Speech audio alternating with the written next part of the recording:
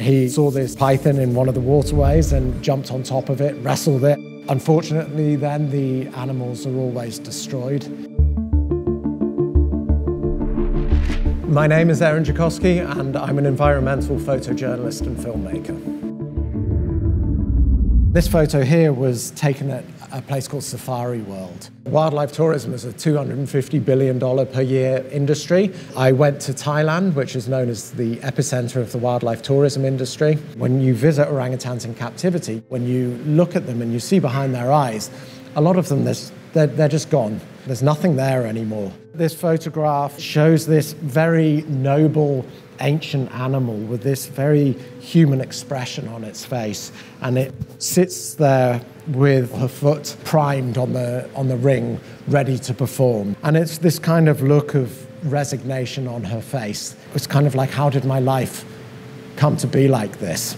The way that they train orangutans to perform is using these incredibly cruel techniques. They're often fed the wrong diet. They might be housed with other orangutans, despite the fact that they're solitary in nature. Others are found lying on the floor. Orangutans are arboreal. They never encounter the floor in the wild. The behaviors that you see these orangutans exhibit in wildlife tourism attractions are as unnatural as you get. This particular image was taken when I was making a documentary about pythons in the exotic pet trade.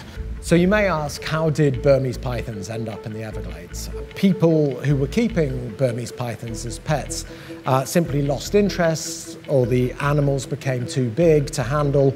And what we have seen over recent years is that the Everglades has now become overrun with these animals, and they have no natural predators. They have wiped out pretty much all small mammal species. They even predate on the alligators there. So in order to combat this problem, the authorities have started incentivizing people to go out there and hunt the pythons.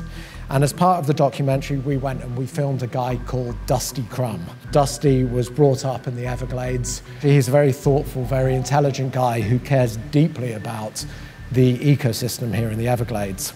And he saw this python in one of the waterways and jumped on top of it, wrestled it. I also kind of got down to the edge of the water with him, managed to get down to eye level and snap this quite fortuitous shot. This project about pythons in the exotic pet trade lasted a year or two. These stories always go on a lot longer than you think. It takes you in different directions to different countries, meeting different people. And that's what I find so fascinating about these stories. This photo was looking at the recent craze in otters that are being kept as exotic pets around Southeast Asia, particularly in Japan. We were going to film in this apartment block in Tokyo. This lady who has these two very famous pet otters.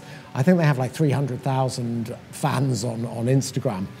So we get to this apartment block and all we hear is this wall of noise, this screeching that greets us as we go and knock on her door.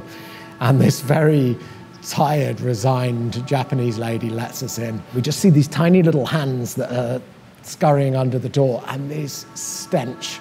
She opens the door and these two little crazy Tasmanian devils just then go on to wreak havoc. They're climbing on the furniture. This was a very lucky photograph. I saw the otter running along the windowsill, and there's her 2 or 3 year old daughter who's looking out to the cityscape behind. It's almost like a scene from a horror movie. You have this kind of ghostly figure of the daughter looking out behind, then you have the silhouette of the otter running along the windowsill. It's a very sinister, suggestive image.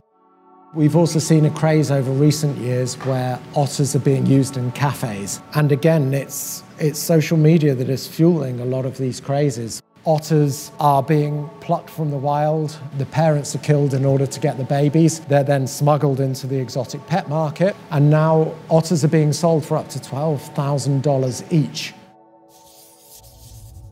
Every year in Cambodia, around 3 million dogs are killed for the dog meat trade. They're rounded up from the streets.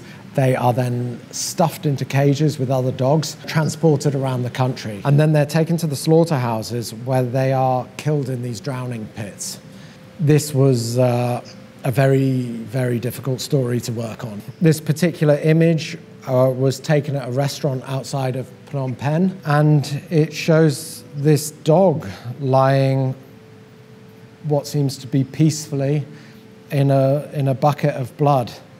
And I think what makes it so powerful is that it kind of hints at this brutality without throwing it in your face.